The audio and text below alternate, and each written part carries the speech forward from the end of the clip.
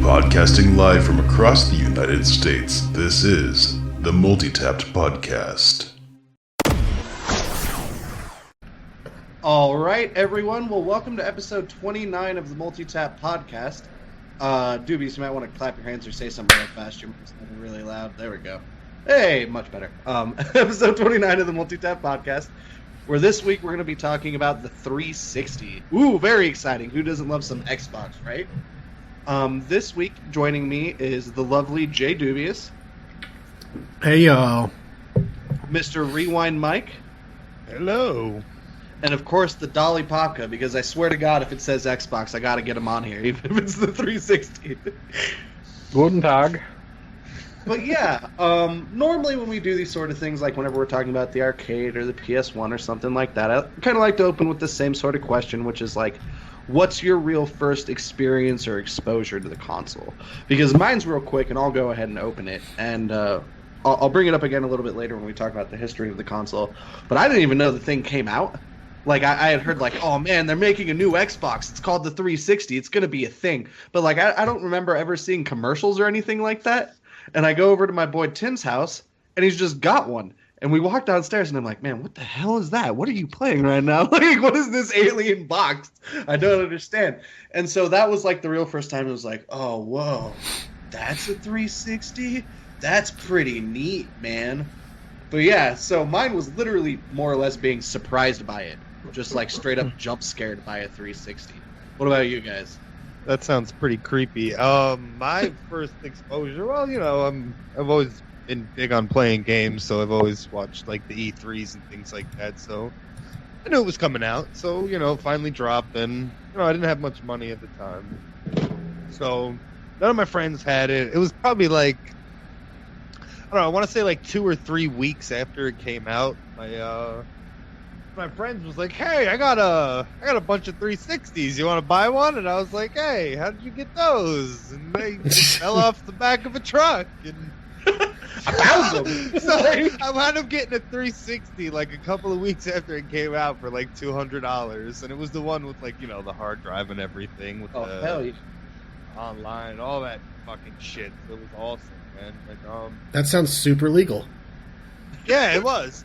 So the first game I got for it was Totally legit. we'll talk about that in a little bit. But yeah, that was my first exposure to the 360. Was actually my friend just like, "Hey, I got a bunch. Do you want one?" God, that is like, don't get me wrong. It's Bonus points if he actually made that noise. No, he didn't. But like, you know, it was super cheese, super geeked out. You know, we were all fucking like, we all got the new console. So seedy, dude. It was his birthday, and he didn't want to sell me the one with the hard drive. He wanted to sell me the one that came with like 128 megabyte hard drive. And I was like, bro, chances are you're gonna wind up selling it in a couple of fucking weeks anyway, man. I was like, I'll give you the extra couple of bucks. Give me the fucking one with the hard drive, you know, because he didn't play his 360 just as predicted. So who would have known? It's just funny because, like, this, just to go on a slight tangent, I was at a gas station down the street from my house one time. This is when I'm like 19 years old, right? And keep in mind, it's like 2 in the morning, right? Like, it's one of those picking up cigarettes in the dead of night sort of deal. And some dude just rolls up in a van and is like, "Hey, you guys looking for stereos?" We're like, "What are you talking about?" And he just opens it up, and the whole truck is just filled with all these high-end stereos, brand new in box. He's like, "Yo, $50, any one of them." And it's like, yeah, these are totally legal, not stolen, no problem. But that's what's going on here. So it's just funny because it kind of sounds like how you got your 360, more or less. Pretty fucking much. Oh, also, happy 30th anniversary to Mega Man 3 today. Hey. I know Dubious to be excited for that, so... Yeah, there you go. Speaking of Dubious, what about you? When was the first time you ever really saw a 360? The first time I saw one was in my college dorm. Like, a kid across the hall got one, but like, we were all so busy playing Guitar Hero 2 that like no one was paying attention to that thing at all. It's true. Guitar Hero 2 was very big, man. Like right around that time when the 360 came out. Yeah. That was like an instant port. That was the first time the Guitar Hero made it over to the Xbox. So, like, I don't think I ever even really played, like, they had it, and I like, see people playing Madden on it, but I never really played it until one of my buddies got it, and he got Gears of War for it. Ooh. And then we See, played it's funny multiplayer that at his you house with mention that. I actually have a good memory with Gears of War, and I was going to mention this when we mentioned the game, but I'll just say it now real quick. But how I pitched getting a 360 to my parents when I was in high school, right, was I had my buddy bring his over, and my dad had just gotten his HD TV. Like, this was the day he bought it, right? And I'm like, yo, bring over your fucking 360, bring over Gears of War. And just like that was the first like HD game that I can really remember. Is just Gears of War, just sitting there being like, "This is the most beautiful thing I've ever fucking seen. Holy crap!" Like just completely blown out. Dude, it was years before I ever actually played it on an HD TV. Actually, like all my first experiences with it were all on standard definition. Like Yeah, we played Gears of War doing that. We played like a ton of Call of Duty 4. Yeah, on just a standard old school TV. Like that. Yeah, it was definitely like that for me for a little while too. But what about you, Papa? Have like a flat screen. I remember when it came out, all my friends got one. I wasn't able to get one just yet. I didn't have the cash, but I had one friend who picked up. Is it Cameo or Cameo? I used to call it Cameo. Okay. Yeah. Picked up that and Perfect Dark Zero, so I got to play those, and I was like, oh, okay, these are pretty fun. And then I had other friends who got like Call of Duty 2. And that's basically what they played was Call of Duty 2 and Halo 2. Even though that wasn't it wasn't a 360 game, they're just like, we're still gonna play Halo. I was like, oh, okay, like I guess. But that was a big thing. I'd say around the time Call of Duty 4 came out was when I was able to get my 360 because I had one of those funny, those stories where, you have a long lost aunt who out of nowhere kicks it and decides to give you some money. I was like, oh, okay. Well, that happened to my mom, and she's like, well, here, that way you can get yourself a new laptop and whatever else since you won't be home for Christmas. So they had 360s on sale. I picked one up with Call of Duty 4, Dead Rising, and the Orange Box. Ooh. But I want to say I also got Halo 3 around that time too. I can't remember if I got it then or a little bit later, but I did get Halo 3 eventually. So. All right. Cool. Oh, Halo 3. yeah.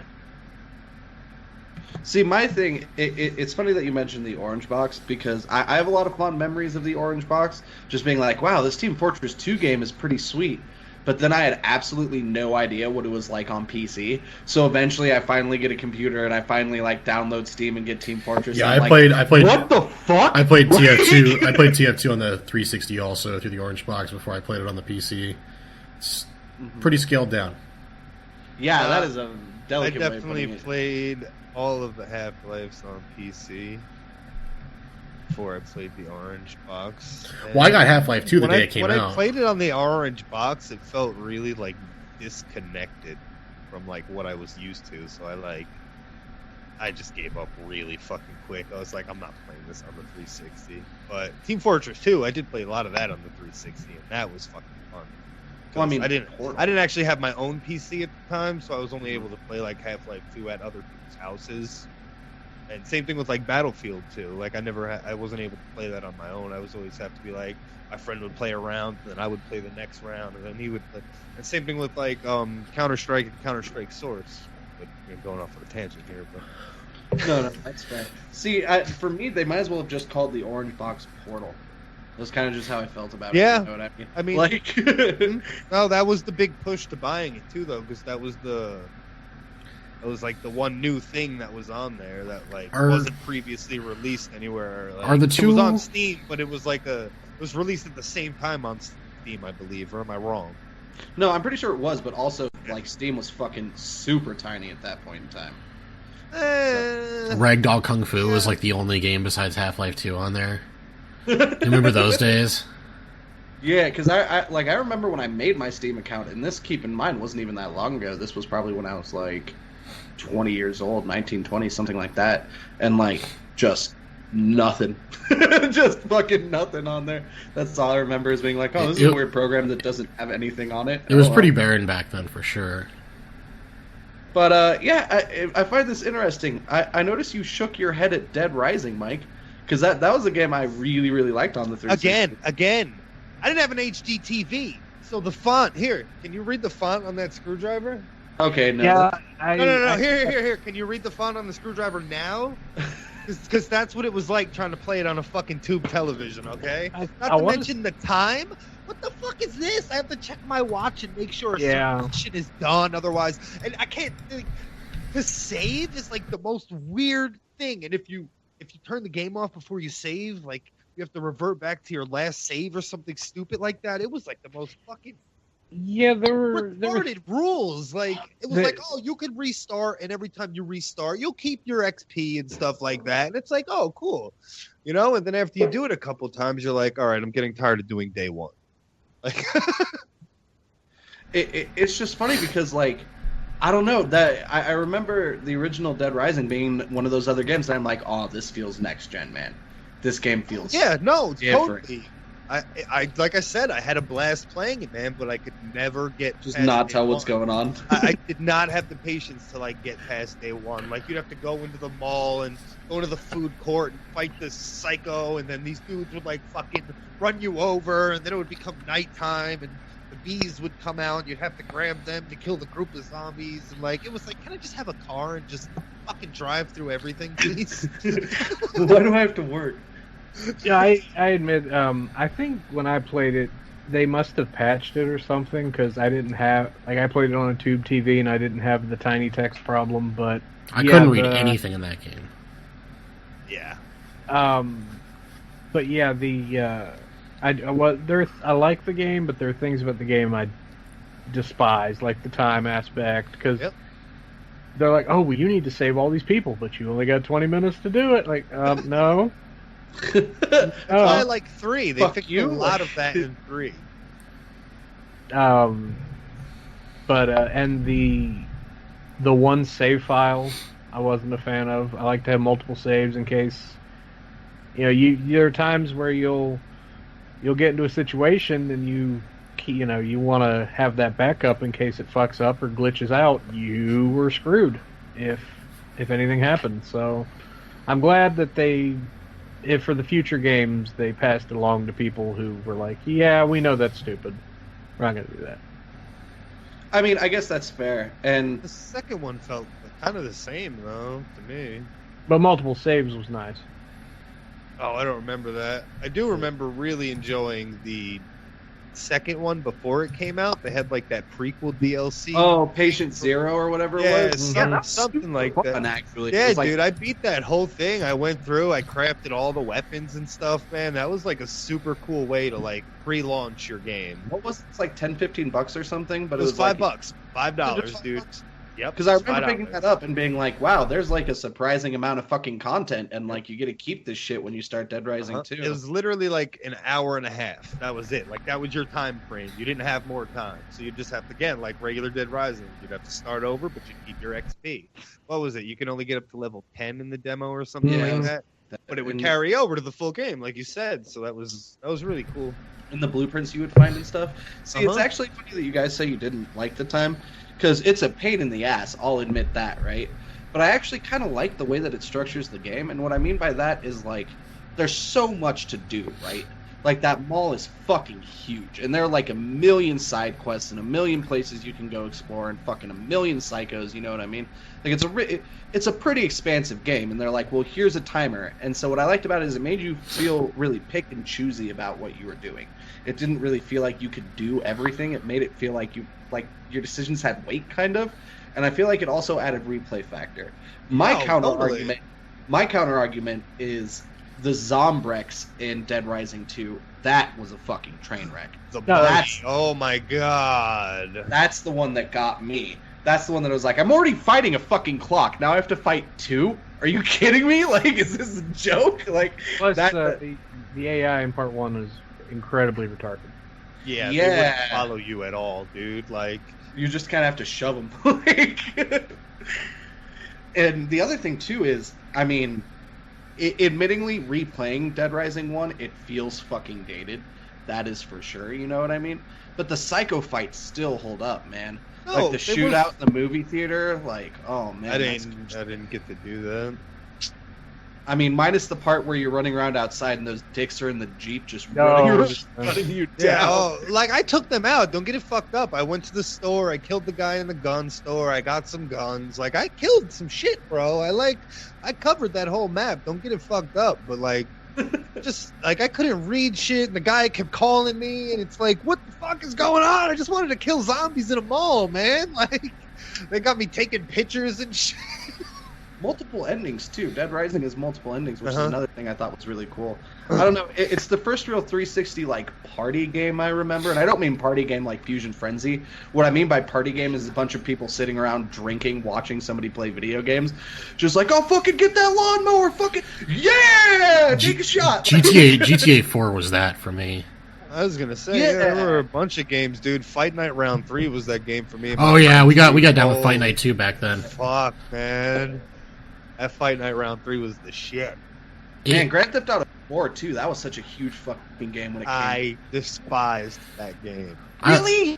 That was the first game I bought on the 360 when I got my 360. Got it at midnight, and I sold it 2 days fucking later. I didn't sell it 2 days later, but I was in line midnight for it. And dude, I got the one achievement, survived for like 10 minutes with a 5-star rating, and I was like, oh, this is fucking awesome. Dude, it's so much more advanced in the PS2 versions, though. Like, if you go back and compare them, like, those variations of 3 are so hard to play now. Like, after 4 came out, it ruined Vice City. Surprisingly, I can go back to San Andreas, no problem. I can't go back to those. Yep, I could play any of those games right now. I mean, regardless, Grand Theft Auto 3 is fucking broken as shit, but it's still fun. Yeah.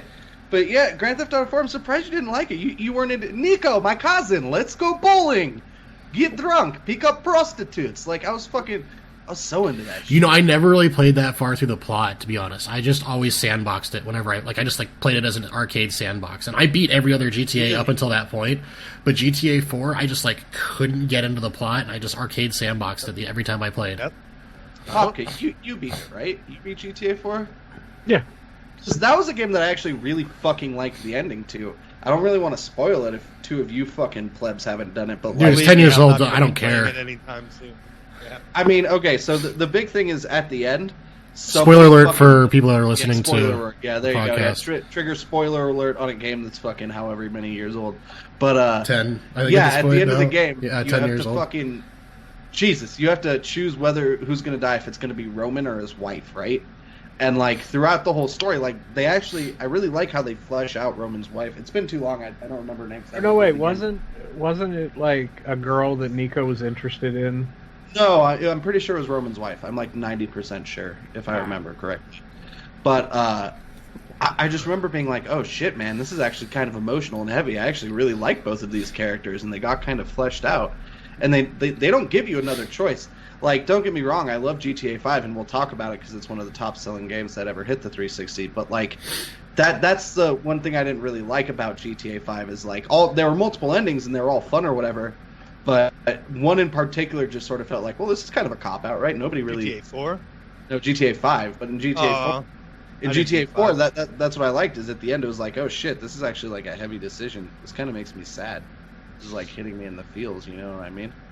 That and, oh my god, you can make so many goddamn Nico Bellic jokes. You can still make Nico Bellic jokes and they're fucking funny. I don't know, man. I guess I didn't... I just haven't ever met anybody who didn't like GTA 4. I mean, besides people who don't like those games on principle, you know what I mean? Me. Okay, well, fine, Mike. What's your counter argument? What is the? It has violence against women, and I don't like it. It's proof of male misogyny, grape culture. But no, Mike, what's grape culture? What's a good example of a Rewind Mike 360 game then? What do you mean? Well, if Grand Theft Auto 4 wasn't for you, what's an example of a game that was for you? Crackdown. I mean, there's Hell yeah, that was actually what I was thinking about. Crackdown was for me, it was for you, it was for Popka, and it was for Dubious, because we could all play at the same motherfucking time. See, I actually was expecting Dubious to kind of shit on Crackdown, because he's a big Saints Row fan. I never played it, so I have no opinion on it at all. You are fucking kidding So the me. whole reason, obviously, let's get it out in the open. The whole reason we all got Crackdown was for the Halo 3 beta. No. Real here. Let's get real here. But when we actually dove into the fucking game, it was surprisingly good. It was polished. It was I picked it up enjoyable. after the beta, so. So it was like Zone of the Enders on the PS2.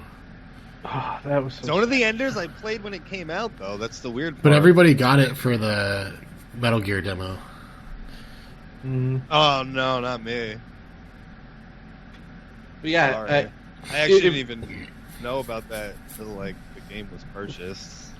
if you've never Oh. played Dubious, I think it's a game you would really like. It feels very modern Saints Row. Like, the whole idea of the game is you're like It's fucking... Saints Row 4. Yeah, like Saints Row 4. It feels like Saints Row 4. The entire plot of the game is like there's this super cop agency in the middle of this city, and it's like in the middle of like a fucking gang war and all this shit. Agency. Yeah, the agency. And so you're like, oh, this is a fucking Grand Theft Auto knockoff. This is going to be great. And for the first like hour, it is. And then they're like, okay, well, now that you're done training, guess what? We're genetic super cops. And they're like, you want to be able to jump over buildings and pick up cars and shit? That and sounds so pretty it was. sweet. Yeah, it was Grand Theft Auto with superpowers before Saints Row really had made that into their whole shtick. You know what I mean? Uh-huh. Which was funny because there was still like you had to collect all the cars for the garage and shit like that. But then you're Uh-huh. like, I can jump over the map. Why do I need to drive? That's how you feel Literally. about Saints No, Row that 4. was the... Sorry. That's like that's how you feel about Saints Row 4. It's like, oh, you could go collect cars, put them in your garage. And you're like, I can fly now and run across water. Why do I fucking need to drive? No, Saints Row took it further because you could literally just like run straight up the side of a building. See, but it's just... I'm glad I'm not the only person who fucking loved that game. I 'Cause love Crackdown. Even 2 was amazing. I never got to play 2. I never- Oh, dude, They're 2, you friends. have like a wingsuit, bro, like a one of those, dude. Like, Because it hadn't been done. Like at that point, at the end of the PS2 life cycle, start of like seventh generation, we saw so many GT clones. You know what I mean? Mhm. We saw fucking Mafia and Yakuza, all those games, which I'm not saying are bad games or anything like that. I'm just saying like we kind of saw it done, right? And then I just well, picked up Yakuza Crackdown. was on PS2, wasn't it? Yakuza's on PS2. Yeah. Yep. Saying we saw a lot of GT clones around that period of time. You know what I mean? So like Saints Row, the first one. the first Saints Row was fucking And- horrible for the record. It may be a bad game, but for me, it holds a lot of value in like because it was the first time I played it. I know I've said it 1,000 times in like side chats before, but now that we're on a podcast, I'm gonna say it again. It was the first game where you could literally like walk around town, walk into the buildings, do anything, and there was no loading. Like everything was just like go. Like if there was a cutscene, there was a cutscene. You can't help that. But like as for transitioning between like different crossing the bridge, there was no loading screen like in the Grand Theft Auto games, which was annoying. There's one thing they did, and I'll give them that, and I'm glad they brought it back for the 4th game, was the ability to listen to music without being in a car. This is true. I I get like that. it. I get that aesthetic, bro. Because I'm thinking to myself, like, okay, we're in a world where everyone has, especially if these characters are using cell phones to take pictures and shit, they play music. So why do I have to be in the car to listen to the soundtrack of the game? Like, the Saints Row was like, no, you can walk around and hear the music. So then they took it out for 2 and 3, but brought it back for 4, which was nice. But yeah, that's one thing I'll give them. It's just one of those things where it's just like, that's what everyone was expecting to see. Was fucking like Saints Row Grand Theft Auto clone, right? But no, it's just, fucking pick up that truck, jump over a building, throw it through air, who gives a shit, dude, Crackdown. Bust some gangs up, you know what I mean? Yeah. It Like was I one of said, the cool part was the 4-player mode was like multiplayer was sick. as When did fuck. Crackdown come out in relation to Infamous on the PlayStation? Way early. Crackdown Yeah, was dude. pretty fucking early in the 360 life cycle. like You I could said, look it was before Halo 3, so It's my super guess early. is 06. My guess is early 06, like probably Q2, something like that. But yeah, it's one of those games where it's just not a lot of people talk about it. You know what I mean? I feel like a fuck what ton are of you talking people. about? They're coming out with Crackdown 3 on the Yeah. Xbox One, dude. Fucking boss mode, bro. Yeah, but they've also been doing that thing where they're touching old IPs and shit. I don't know. Crackdown just never seemed like a really popular game to me, and it always bummed me out. No, I think it wasn't. part of it is that it's cell shaded, which is something that I really like. What? Personally. Really? That makes me even more interested in this game. Because I like. I mean, you don't notice it too hard. It's not ridiculous. It's not super thick, but like the game's cell shaded, and generally speaking, I actually like the way that looks because I think it holds up when you like come back to games like years down the line because it's not as like high res. You know what I mean? It's more stylized. Yeah. I think it's good, but like a lot of people are turned off by cell shaded graphics. You know what I mean? So I think people are like, "Oh, cell shaded Grand Theft Auto where you play as a cop." Pass. You know what I mean? And like, there's just such a good game under there. And what's sweet is that's totally a game where you go to a like old trade-in stores. You can find it for like $5. Like it's absolutely worth picking up. Cracked up. Yeah, for a while that was literally $1 at GameStop. Is it on Steam these days? No, it's not Crackdown on is Steam. never. But it is. You can get it on Xbox Live Arcade. I'm fairly sure. I'm pretty sure you can download it. It was one of the games. It was one of the first games they did when they started to do games for gold. If only I had a Crackdown. working 360. Not like you can't go to any pawn shop known to man and pick one up for $5 and change. Okay, so actually, this is a decent segue because this is something I wanted to talk about because I was curious if this happened to anybody. When I looked up the history of the 360 and how it was produced and everything, it had like a pretty straightforward production cycle. It was only a few years in development they put it out, but the biggest issues is they were having a lot of difficulty nailing down processors and things like that.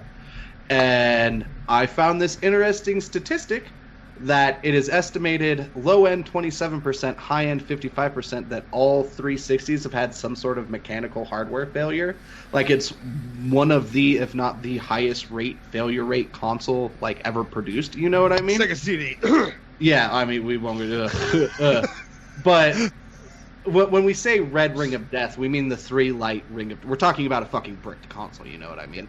I've had the one light that overheat, and you have to just fucking dust it out and like open up the case. Not a big deal, nothing like that. But I guess I've been lucky because I've owned a few 360s, and I've never had one brick on me. Have any of you guys had any hardware issues like that? Yes. 8. I've had 8. Okay, you go first. Okay. It was so bad to the point where I didn't want to wait for my 360 to come back when it was winter. I would just put my shit in the fucking window so it wouldn't get too hot. Jesus. Okay. That's ridiculous. I'm glad, thankfully, I've never received one broken. They've always come back to me in some sort of functional way, like functionality, where they were able to still be played. But eventually it would fucking break, and it just got to the point where I was like, I'm gonna get the new one. It's just one of those things where it's really surprising because I know a lot of people, not 8 fucking times, holy shit. Dude, you see my gamer score, it's 113,000. You know how much Xbox 360 I fucking played? Probably more than all 3 you put together. That's probably fair. I guess I'm lucky. I've never really had any issues like that.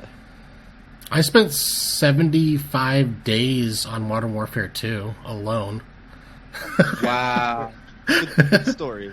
Full story. I played every single one of those games too, on top of other games. I never actually had any of my consoles die per se, but I've had all of their disk drives have died at this point, and I had 2. Really? Yeah, but dude, I always have issues with disk drive. My GameCube disk drive died, my PS2's disk drive died, my Wii's disk drive died, and 2 360 disk drives have died. That is a fuck ton, dude. Yeah, it's horrible. And Papa, you said you had one happen to you, right? What's your 2? 2? What's your story? Let me hear it. Well, my first 360, the one I talked about at the beginning of the show, it finally red ringed on me. Sent it off to. This was back when they were like, "Yeah, we'll repair it for free because we're getting like thousands of them," and like Richard Grieco, we just don't want to be sued. So, yeah, we'll repair it. We'll send you the box, whatever. Bring it back. Get a month of live for free, like they always. Yep. To stack them up, but and then it worked for a while, and then I got a second 360 because I gave Nispopka my other one, and that one red ring. But then again, it was a refurbished, so I was expecting it to eventually happen. Sent that one off, and you know, thankfully it was still during the whole send you a new one for free or whatever. I guess they renew because they had new serial numbers and everything, and than the previous. But around that time, this is when they announced the Slims, and I was like, you know what? I'm just gonna get rid of these 360s and get ones that don't fuck up, and we still have them to this day, and they haven't messed up at all. Yeah, I've heard great things about the Slim. I still have, okay, not my original one, because, I mean, let's be honest here, we all graduated high school and need beer money at some point, but I've got, like, my freaking fourth Xbox that I've ever owned, and it's one of, like, the original ones, you know what I mean? One of the big old fatties. One of the fatties. I keep it in my bedroom to watch Netflix, but, Oh, you yeah. keep your fatty in the bedroom to watch Netflix with? Hell yeah, dude, that's the quote. You can sign me on that one, but I've just never really had issues with mine. I mean, outside of the overheating thing, but you know, lots of pets, so I guess that's kind of to be expected. Touching on Dubious's disc tray thing too, there were actually points where I'd have to put a game in, turn the system off, turn the system upside down, and then start it again so it would read the game. Okay, I guess. Okay, full disclosure, I will be honest. I do have this issue. If my 360 is lying down, if it's not standing up, I have to punch the top of it to get the disc tray to open, because otherwise it won't. It'll just sit there and try. So I have to push the button. Yeah, that's what happened to my second console. Is the disc tray wouldn't come out anymore. And for years, I used to be able to wedge it open by like shoving a knife in there and wiggling it a whole bunch as I like fiddled with the button. But and then the other one just stopped reading discs. Ghetto 360 podcast. Yeah. This is how you ghetto rig your 360, children.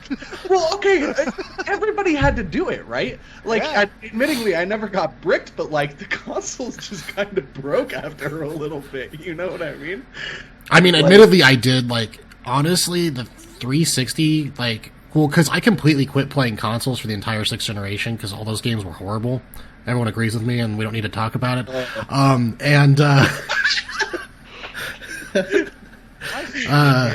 Once like the 7th gen came back in, that was like what got like the 360 is what got me back into like consoles after not playing them for almost a decade between like 1999 and about 2000. Whenever Fallout 3 came out, that's when I got my 360. And between those years, it was just an EverQuest fever dream. Oh, EverQuest on the PS2? No, EverQuest on PC.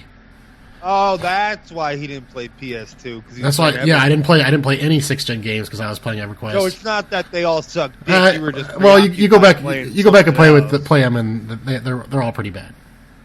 Oh my god, I will not get into the quality of the 6th generation. Do you own any PS2 games? Yeah, I like 100 actually. Fucking KYS, bro. KYS. Okay, moving on before Mike tilts off the face of this podcast. Part of the reason I actually wanted to have you on here, Dubious, just because I always thought it was interesting, and maybe I'm wrong. If I'm wrong, please feel free to correct me. Whenever I think about you playing the 360, it's you greased up, shirtless in your room, lights off, playing Forza or some shit like that. Yeah, like Forza or Call of Duty. Yeah, I always think of you as like the racing guy when it comes to the 360. Like that's all I ever fucking saw you play. Actually, 6th gen, I played a lot of Gran Turismo 3 and 4 also, so I've kind of always played racing sims. Huh. I just find that interesting because I feel like, and maybe this is me, but it was like the shooter console, right? Yeah. Like, am I wrong? Yeah, it was definitely 6 or 7? 7th. We're talking 360. We're on 360 now. Yes. Dude, Doobie's just like shitting on the PS2 whenever he can. So he's trying to- But it was also the console that kind of was like, hey guys, there's other developers besides AAA developers. Here's some indie games.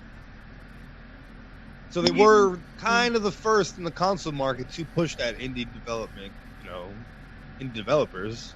Well, I remember the first Summer of Games. Isn't that what it was called when they did like Limbo? That's what. Yeah, when they really started pushing the XBLA. They did Limbo. They did Explosion Shadow Man. Complex. Explosion. They did a Kingdom for Kethlings also. I believe. Wasn't Trials HD in there too? Yeah. Yeah. Truthfully, I think I own more digital 360 games, like arcade, than I do actual. Oh, dude, I bought so many arcade games on that console. I know for a fact I do. When I first got it, I got Xbox Live. You want to hear why I got Xbox Live, guys? I got it for Tron. Geometry Wars. The Oblivion expansion. The what's it called? The Shivering Horse Islands. No, well, Horse that too. I did buy all of that. I'm not gonna Did you lie. buy the silver? Hell yeah! And Symphony of the Night HD. Oh, I got Hands that for down. sure too. 2 reasons. I didn't have internet in my house. I got internet in my house, and I got Xbox Live just for those 2 reasons right there. And it sucked because if you didn't have internet, you couldn't play them offline.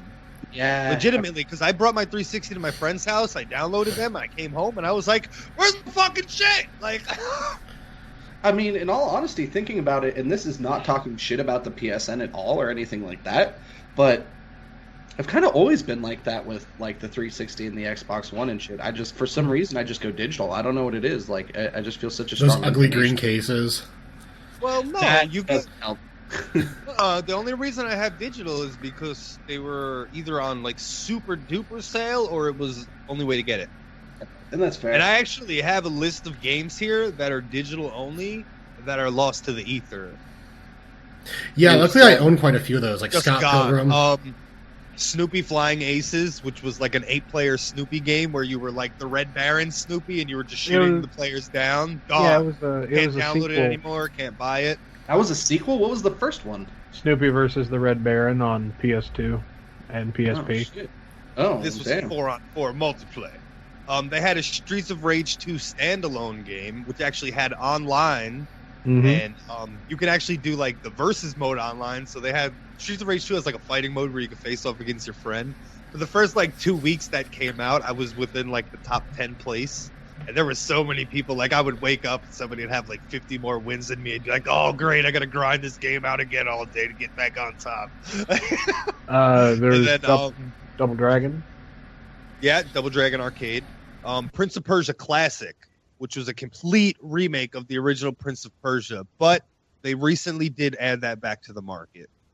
Thankfully, because it's a fucking awesome remake. It actually makes the game like super playable. Well, I mean, if you play the original, dude, it does not hold up too well That's what I'm nowadays. saying. So Prince of Persia Classic is like a complete remake, HD remake. New. They kind of worked it a little bit, made it a little bit more playable and stuff. It still feels the same though. Like it's still like that same gameplay. Afterburner Climax is another one. I don't know if you guys ever played that. That's gone. We'll never get that back again. And that was another fantastic game. Another game I have every achievement for because I could not stop fucking playing it. The Konami beat 'em ups. Yep, that's what I was just going to say next. Simpsons Arcade and X-Men Arcade games are... Well, they're not gone, but you'll never see them on the marketplace again because they lost the license for those. And Turtles. oh, Really? yeah, TMNT You 1989. Oh, damn. No, Yeah, reshelled you're right. too. Yeah, Reshelled. Reshelled. You can still- gone. you Damn, can- that's funny. I have just checked. Simpsons. I just checked. It's actually, you can purchase it. Oh, because I remember when I was gonna say when Matt was doing his review for Reshelled, he asked if he could use my account to play it because it was delisted. Maybe they reacquired the license. Maybe, I don't know, but I think the biggest rest in peace out of all of these download games to me is Scott Pilgrim versus the World. Yeah. Oh my god, That's- that game is That's so on Steam. You can get it No, on Steam, I and don't. you can I get don't it think it is. It on Steam now? I think so, yeah. I'm pretty sure. Because when I reviewed it a few years ago, it wasn't on Steam. I'm Because just that saying game out is there. sick as fuck. It's The only among thing the that best only beat 'em ups ever downfall made. Was it had no multiplayer online. Yeah, they had to. They added it in a DLC, which I did buy, and you could tell that online don't see it on multiplayer Steam. was never a priority for them because the online through the patch was awful. It was All right. slow, choppy. All right, I lied. The TMNT isn't on the marketplace again. Sorry. No, Yeah, it's and fine. It's, Scott That Pilgrim makes it isn't feel on really Steam good, either. though. I just checked. Holy shit, dude! That's sick as fuck. My PS3 has Scott Pilgrim. My 360 has Reshelled and Simpsons Arcade. That's dope. Yeah, I have. Hell I yeah. have Thing about about half most the of games that these have been games- delisted on my. Dude, I was crazy back in the day about buying like Xbox Live Arcade games. Like it was just like, oh, there's some new ones. I better buy all of them. Well, that's So, because back then. Go ahead, Mike. A Sorry. good part about all of these games that we're talking about right now, not the ones that are obviously delisted, but They're working on actually, dude. Most of them are backwards compatible. When I was looking through my list before, dude, like there are games that like haven't been probably purchased for years, but they're backwards compatible now. So they can be played on the Xbox One, but you know what? If you bought those games on your PS3, they didn't carry over to your PS4. Yeah, Wow. that's one thing I'll give Microsoft about that is, they're making all these games backwards compatible. So for those who are like, well, I want to jump to the new system, but I have all this stuff I like playing on, but I don't want to have all my console, or there are people who can't have all their consoles out. They can play the stuff on their Xbox One. They're also working on making them downloadable for Windows now, on Windows 10. Yeah, that's something they've said. I will give one thing to the 360. This is something the 360 did really, really well. Racing games. It's the console that I really thought was really it felt really attached to the internet. You know what I mean? Like I fucking hated Xbox Live. Still hate Xbox Live. Don't get me going on that. I don't like paid multiplayer subscription services. It doesn't make sense to me. But the fact that even back then, where like the internet was just kind of hard to deal with and wonky and not really standardized and shit, the fact that I could go over to my friend's house and like download my profile and get my achievements and shit like that, it was just super quick, super easy. I could way. Well, for me, it was. It took me forever to download a profile on a friend's 360, man. Always went really quick for me, but that might have just been internet. Well, do you remember But, that first UI that thing had? Oh, God, the blade. With the tabs? The blades, yeah. Dude, that thing was so weird, just like sliding plates, just like, what the fuck am I looking I liked it. I was really happy that they got rid of that a month after I bought that console. Well, it was funny for me because I remember the update they did it because I didn't know what they had did. I was just like, oh, I got a system update, whatever, I'll update it, and then I'll play some fucking Gears of War. This will be dope. And so I'm updating, and I turn it on. I'm just like, what the hell am I looking at? Design of what the fuck? Like, I was so confused. It's functional now. Oh yeah, the avatars. Yeah, I was just like, what the hell is this? And that's the other thing too, man. Those avatars. I remember we used to just be like, oh, mine looks so fly. It's sort of like in WoW when you argue about transmogs. It's like, whatever, man. Mine has a gas mask and is in like a suit. You must be all stoned, but a businessman. That's pretty cool, man. Like, fuck you. Like, you know, right? Super role playing. Yeah, I got a lightsaber and a Jedi hood, so whatever, dude. Oh, you go suck a dick and play some Call of Duty. To be fair, I'm wearing the Earthworm Jim 2 suit, or the Earthworm Jim suit, so my guy's the best. Let's get real. Mine had the Dio Hazuki jacket from Shenmue, Dr. Eggman's sunglasses, blue jeans, what was it? Basketball high tops, and my little avatar pet thing was either the robot from Big Hero 6 or the a baby version of Kung Fu Panda. I don't give a fuck. Mine was head to toe in Colorado gear, like CU Boulder gear, and I was holding a WWF belt. It's just funny because, like, wow, I didn't even think about that. Everybody's just looked so different and was just, I don't know, man. It was fun. As much as I hated Xbox Live, the 360 really did online compatibility fantastic. Well, and those avatars are so much better than me's. Yeah. And the cool thing about them too was certain games would give you like exclusive outfits. That's where that shit came from. Uh-huh. Not only that, but whenever Xbox started advertising on the dashboard, if you clicked on a bunch of those, they'd give you free shit. I got like a free Windows phone and a couple of other stupid things. I got a car for my avatar to he just is like whoop, hops in it and drives around for a little bit. It's just funny because I remember like when that stuff came out and being like, "Oh, this is so dumb." Look ahead 2 years, just like whatever, dude. Got the gas mask, you know what I mean? Yeah. It was just so funny. The 360, like looking back on it, and I guess I didn't really even look that far back on it when I was doing show notes, but it's just it feels so strangely nostalgic now. Just because everything just felt so like fresh and new and weird. Like getting to Halo, like playing Halo 3 online with people, just like all these huge parties and being like, no, we're scheduling times to group up and do matchmaking. Like, you know what I mean? It was so fucking weird. My friends were so uncoordinated when it came to Halo 3, you would never know what your team of fucking 4 stack would be. It's like, all right, who's on? Let's invite everybody above fucking level 25. Let's go. I think the reason for that is the console's lifespan was incredibly longer than the average lifespan of any console. Like we did, because I think what is it? The average lifespan is what, 3 to 4, maybe 5 years before we move on to another generation. I think so. I'm not sure. I Something really like that. That sounds haven't really right. looked into it. Yeah, but the Xbox, PS3, Wii era lasted way beyond that. Yeah, 7th gen was a long time. I mean, as of the start of 2014, the 360 moved well over 80 million units, and it was this year in April that they announced that they were not building them new anymore. You know what I mean? Like, shit.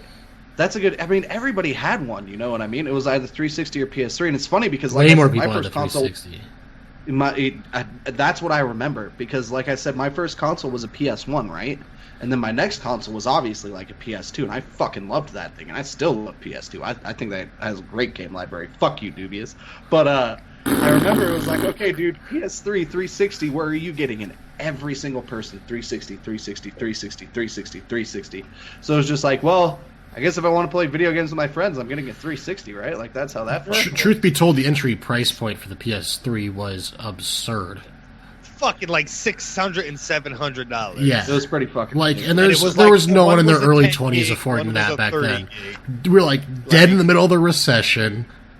No one was reporting that back then, dude. Well, it wasn't worth it either, No. dude. Like I said, one was a Eh, 10 gig and one was a 30 gig console. What the fuck? I remember those stories about the PS3 when it launched, and all you would see is 4 people injured at Best Buy while going for, or 2 people murdered while going for a play. Oh, yeah. Wow. I remember that. And there, me and Mrs. That's how I Popka got were waiting mine. at a Target for a Wii, thinking, oh, they're not going to give a shit about the Nintendo console. They're all about Sony. And all of a sudden, people getting maimed at Best Buy over a Nintendo Wii. It's like, oh, So dude, they kept that shit. I'm not even gonna go on about Dude, the Wii was right sold now. out for like a year and a half They after did its that release. purposely. They did that purposely. Let's get real. I remember Alien. when I first bought No, my they did- when I first bought my Please, Wii, I bought dude. it because it was the first time I ever actually saw it for sale. We won't get... That's They why choked their- I think that's the reason everybody purchased their Wii was because, oh, I'm never gonna find this again. And it's there. I have to buy it. Like, dude. Oh yeah, we just got a call. They're only gonna be sending us 3 this month. Like 3 this month?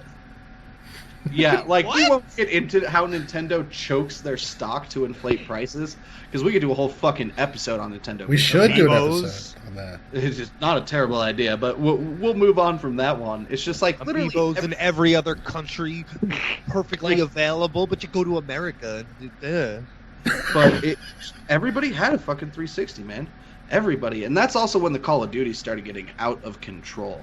You know what I mean? And when you say everyone, it was like Oh. even people that didn't have consoles before that were buying Yeah, fucking 360s. everybody Yeah, had like one. Everyone. Before we go into Call of Duty, I want to talk about true skill rating. You guys remember that? Mm-mm. no. God, it's like your rating in Overwatch. Depending on how good you do, your number went up or down. So when you would actually play certain games that used that true skill rating, you got evenly fucking matched each time, and that is one of the reasons I loved Halo 3. Was because Wait, it is was this across all games? Would it track it across all games? or it was just a like- lot of no. It was different for each game. There was a different true skill rating for each game. Okay, so it was just an ELO system. It was just an MMR. So Right, but it was good, dude. Like I said, man, for it's the games easy like thing to Halo, fuck up, dude. Dude, they Like- even had for like Uno, they had a true skill rating. So you could get, dude. I We- mean, who did like Okay. fucking Xbox Live fucking Number one, fucking- you know, I suck wanna my see dick. yeah, you're starting up a game of Uno. What am I gonna see? Dick or tits? Dick or tits?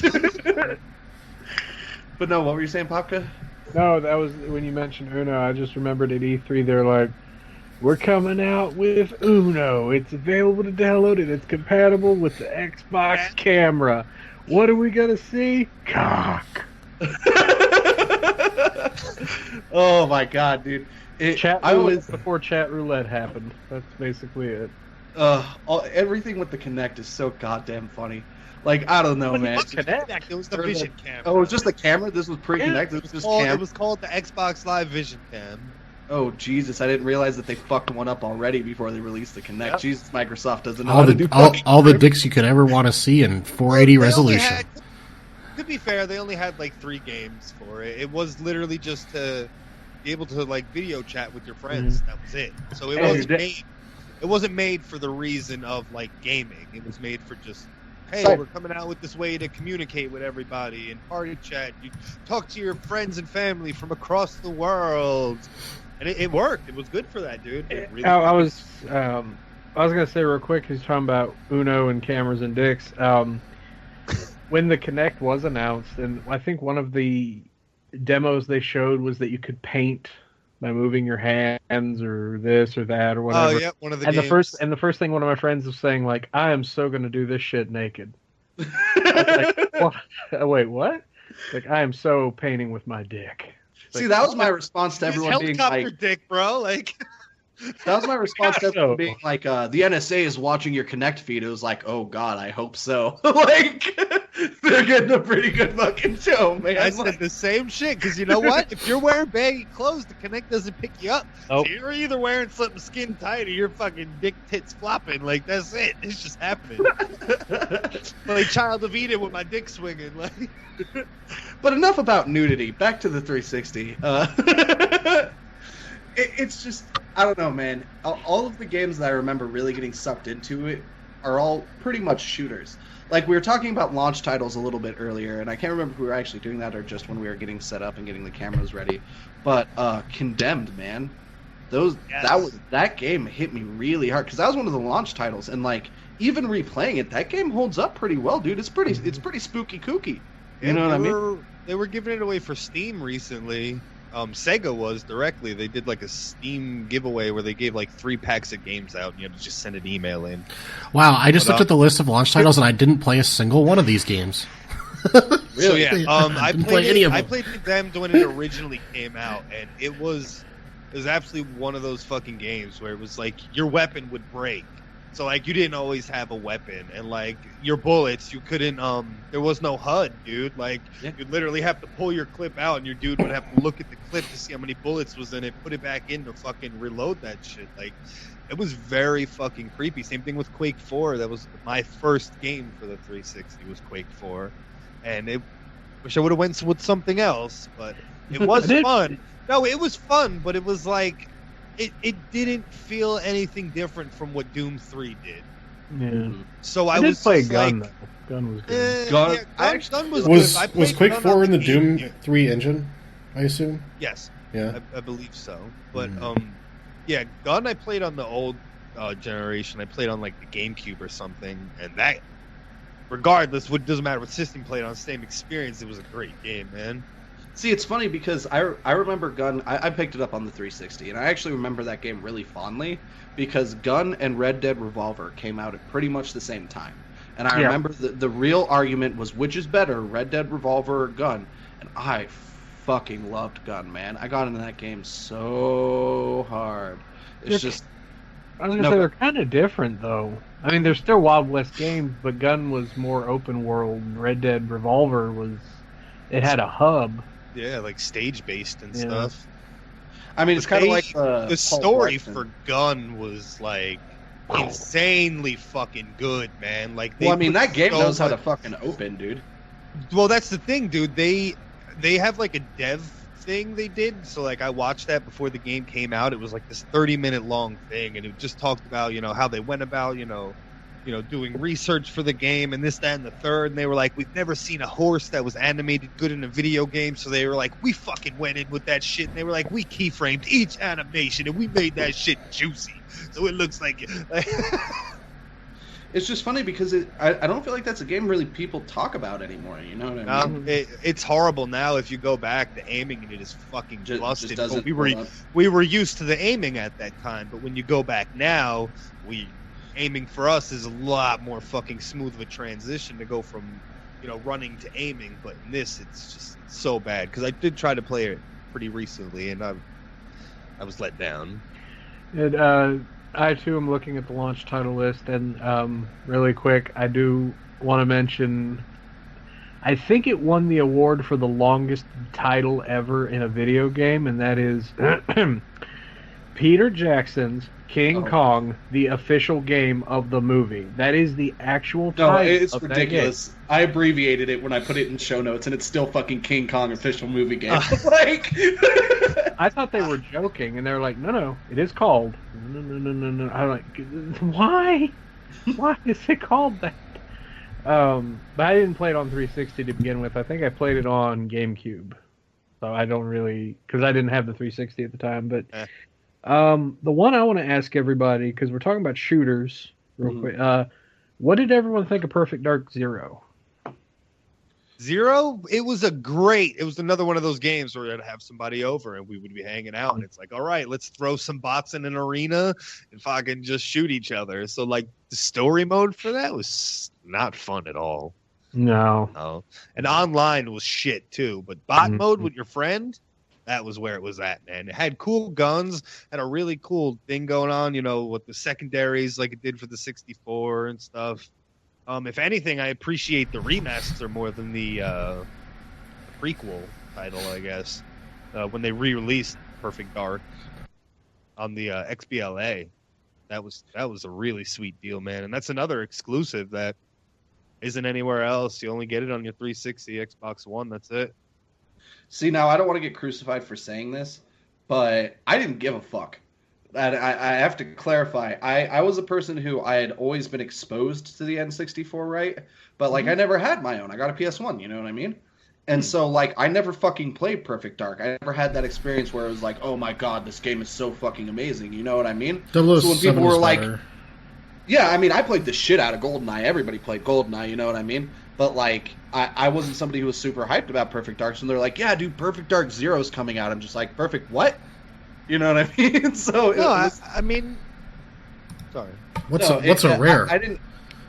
Yeah, what's a rare? Though actually, I did bring in two 360 games in here, and one is a rare game. If we want to end up talking about it later and start World say about it. Only thing to say is I love that fucking game. Anyways, though, that's besides the point.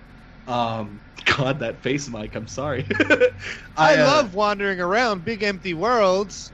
We can fucking get into nuts and bolts if you want. I will put up my dukes. But I never played Perfect Dark Zero until the remaster, so it was nothing that really hit on my radar. What about you, Noobs? Zero is shit. Like I said, I never played any of the launch titles, like, at any point ever. Yeah. Oh, so, any of them? No, Period? None of them. Well, I played Call of Duty 2 on the PC. And... You never played what? Need for Speed Most Wanted? No, I played a lot of Underground 1, but I don't... See, I'm all about those, like, sim racers, not really about the arcade racers. No, that's fair, It's just, like, I personally feel like Most Wanted is probably the best Need for Speed, in my opinion. Like, it's really fucking good. Wait, did that one come out on the Vita? No, Carbon was amazing, dude, with the downhill drift racing. I don't think it did. On like the side of the cliffs, dude. That shit was I'm pretty sure Most Wanted came out on the Vita. I'm fairly sure. Because I have the Need for Speed game that's on the Vita, so maybe I played that one. But it is there's a bunch on the Vita. It's pretty scaled back and hard to play. There's Underground 2 on the Vita. Oh, the Vita or the PSP? The Vita. Oh, so that's the newer Most Wanted. Like that's like a new revision of probably. Most Wanted. Oh yeah, because they did that fucking reboot or whatever. Yeah, he's not talking about the one with the blacklist where you had to race like the 13 fucking like super. Dude, that was the shit though. It was fun. I'm not saying it wasn't bad. I am a Yoshimura. I just really loved Carbon so fucking much, man. Like, and I didn't think I was gonna like Carbon off of playing the other Need for Speed games like Most Wanted. So it was kind of refreshing, to be honest. I don't know. I think that's honestly why I like Most Wanted was the fucking goofy ass storyline. You got to get your pink slip back, bro. You got to start from the bottom up. We just gave you this sweet ass car to just cuck you, like. And now you have like $80 million in fucking debt, and the cops are looking for you because your wanted meter is like fucking through the roof, like. I love that fucking game, man. I got so into that shit. But yeah, I guess I'm just surprised you didn't play it just because you're such a racing guy. But I mean, yeah, you do sim racers, you don't do arcade racers, so that makes sense. Yeah, I just haven't. It's well, like when you get like really into sim racing, it's really hard to control arcade racing because you're just like This drift is absolutely insane. Like, when I first got into, like, racing, like, car racing games, I got super into Ridge Racer 4 on the PS1, which is pretty arcadey, but then after that I got totally into like, Gran Turismo and then on to Forza. Lord knows how many nights I've seen you sit there drunk and just tuning your car in Forza, so... Oh, God. I used to spend a ton of time on that on, like, other games, like Gran Turismo. That's like what I would, like, when I get, like, those sim games, I'll, like, sit down and, like, go into the deep menus where you're, like, adjusting camber on the tires and gear ratios, and it gets just pathetic. No, not at all, man. That shit's fun, taking the car back. Only thing I hate is loading up to the test track every time. Yeah. That's the only thing I hate about when you're tuning gears. That was one thing that was sweet about Forza Horizon. I didn't play anything. I didn't play that much of Forza. I played Gran Turismo's. Yeah. And I played a lot of the Tokyo Extreme Racer 0 and Tokyo Extreme Racer 3. Those are shit. Those are like the best racing games out there. I don't care what anybody fucking says. Shit, you guys are making me want to pick up some fucking 360 racing games. I have lots of good memories about those, man. Bro, and what else do we have here for launch games, dude? For launch, honestly, it's a lot of shit. King Kong was awesome. No, King Kong visually, when it came out on the 360, it looked awesome. The water looked fucking sick. Dinosaurs looked awesome. The times when you were fucking King Kong and you were like fighting the fucking T-Rex and shit, like, it was good, man. Like, it wasn't the greatest. I remember that game being very fucking meh. Like, very visually impressive. Very visually impressive. I will give you, it was a very good showcase for the hardware.